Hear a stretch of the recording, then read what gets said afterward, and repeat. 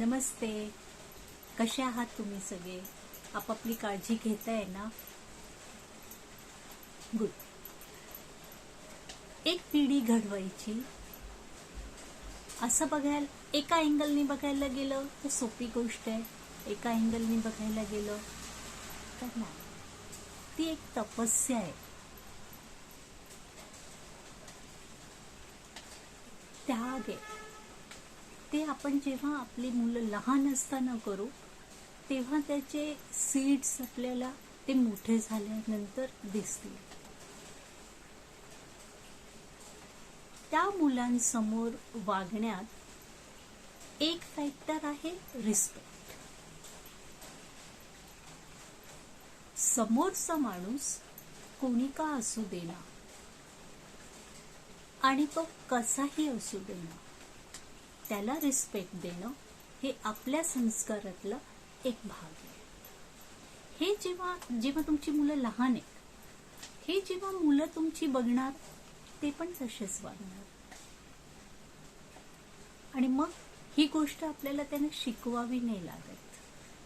ते आपोआप अनुकरण करतात आपलं. सो ज्यांची मुलं लहान आहेत, ज्यांना अजून काही समज नाहीये, ज्यांची मुलं मोठी झाली, त्यांना भान नसेल तर सांगू शकतो आपण. पण जे आपोआप शिकवण्याच्या वर्गात आहेत मुलं, ज्यांची मुलं इतकी लहान आहेत की ते आपोआप शिकतील, त्या पॅरेंट्सनी खूप केअरफुल राहावं. कोणाशीही बोलताना अपशब्द वापरू नये. इवन आपसात म्हणजे आई वडिलांनी, नवरा बायकोनी एकमेकांना क्रिटिसाइज करू नये मुलांसमोर. हा एक खूप घरात घडलेली एक कॉमन गोष्ट आहे. वडिलांचा तोंडून सहज निघून जातं, तुझ्या आईला अक्कल कुठे, बेअक्कल बाई आहे. आता बेअक्कल होती का तिला अक्कल नाहीये हा विषय आत्ता बोलण्याचा नाहीये. पण मुलांसमोर हे वाक्य आपण सहज बोलतो. सहज. बाई सुद्धा, तुमच्या बाबांना कुठे अक्कल नीट काम करायची, एक काम धड त्यांच्याशी नीट होत नाही, असं क्रिटिसाइज नका करू. काय माहिती त्या क्रिटिसाइज करणाऱ्या माणसाला काय सुख मिळतं, कुठला आनंद मिळतं की मी बोलून दाखवलं, का त्यांची रिअलिटी मी मुलांसमोर बोलून दाखवली. त्याच्यात काही फायदा नाही. उलट तुम्ही न कळत तुमचं मुलांचं नुकसानच करताय. दोन प्रकारे. आईनी बाबाला जर क्रिटिसाइज करत असेल किंवा बाबा आईला नेहमी क्रिटिसाइज करत असेल तर त्या लहान मुलांना लहानपणीपासून हेच माहिती आहे की माझा बाबा किंवा आई बेअक्कल आहे, त्यांना काही समजतच नाही. दुसरी गोष्ट, त्यांची जेव्हा लग्न होतील तर मुलगा त्याच्या बायको बरोबर आणि मुलगी तिच्या नवऱ्याबरोबर वागण्याचा सेम प्रयत्न करणार. होणार काय, पुढची पिढी भांडणाच्या भोवऱ्यात सापडेल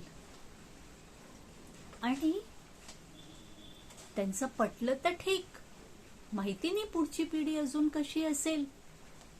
राग नाकाच्या टोकावर असतो, काही एक्सेप्ट करायची तयारी नसते. मग काय होईल, संबंध तुटायची वेळ येते. ऍक्च्युली ह्या खूप छोट्या छोट्या गोष्टी होत्या ज्या आपण लहानपणीपासून सांभाळायच्या होत्या. सो आजपर्यंत जे झालं ते झालं, पण आतापासून आपण हा चेंज स्वतःमध्ये नक्की आणूया. क्रिटिसाइज नाही करायचं. Always respect them. निदान तुम्ही जेव्हा दोघे एकटे असाल तेव्हा तुम्ही भांडा नाही तर काही करा, पण मुलांसमोर नाही. मुलांसमोर फुल रिस्पेक्ट, सो दॅट मुलांचं आईबद्दल वडिलांबद्दल आपोआप रिस्पेक्ट निर्माण होईल आणि तोच धागा ते पुढे नेतील. सो आपण मुलांसमोर बोलताना खूप जपून बोलावं. आपल्या नेहमीच्या रुटीनमध्ये आपल्या कॉन्टॅक्ट्समध्ये येणारी माणसं म्हणजे दुकानवाला, दूधवाला, पेपरवाला, स्वीपर, नेबर, सगळ्या लोकांशी आपल्या बोलण्यात फुल रिस्पेक्ट असला पाहिजे.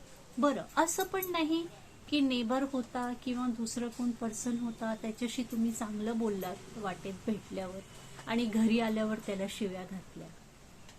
ते मुलांसमोर नाही. ते तुम्हाला माहितीये, ती मुलं लहान आहेत, त्यांना नाही माहिती तो माणूस कसा आहे. तुम्हाला माहितीये ना, शांत राहा. मुलांसमोर ते नका बोलू. सो मुलांसमोर बोलताना खूप जपून बोला, खूप जपून बोला.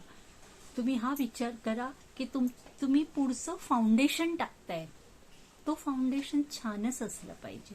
तुमच्या ह्या छोट्या छोट्या सवयींमुळे त्यांचं फाउंडेशन बिघडता कामा नये. एवढंच फक्त भान ठेवा. एवढं तुम्ही विचार केला तर तुम्ही नक्की तुमच्या बिहेवियरमध्ये बदल आणू शकाल आणि चांगल्या प्रकारे पॅरेंटिंग होईल. घरी कोणाला शिवी द्यायची नाही. कितीही राग येऊ दे, राग तुमच्यापेक्षा मोठा थोडी आहे. कारण शिवी तुमच्या तोंडून येणार आहे ना, तर राग तुमच्यापेक्षा मोठा नाहीये. तिथे तुम्ही स्वतःला सांभाळायचं की शिवी तोंडात न येता कामा नये. आणि का द्यावी? एवढे समोरचा माणूस, समजा बाई असेल किंवा पुरुष असेल, समोरच्या माणसाकडनं काहीही झालं तर हा पण विचार करा की मी पण कुठे परफेक्ट आहे, माझ्याकडनं पण चुका होतात ना. फक्त ती वेळ आता समोरच्या माणसाची होती म्हणून. हा जर तुम्ही विचार केला आणि बोलून पण दाखवलं की मला खूप राग आलेला, पण असू दे, माझ्याकडनं पण चुका होतात ना, असं जर आपण मुलांसमोर बोललो तर मुलं पण तेच शिकतील. त्यांना राग करायचं इंटेन्सिटी जी आहे ती कमी होईल. राग करायचे चान्सेस जे आहेत ते कमी होतील. अल्टिमेटली त्यांची हेल्थ चांगली राहील. सो आपण प्रयत्न करूया की अपशब्द वापरायचे नाही, क्रिटिसाइज करायचं नाही आणि डिसरिस्पेक्ट करायचं नाही. भेटूया पुढच्या शनिवारी. धन्यवाद.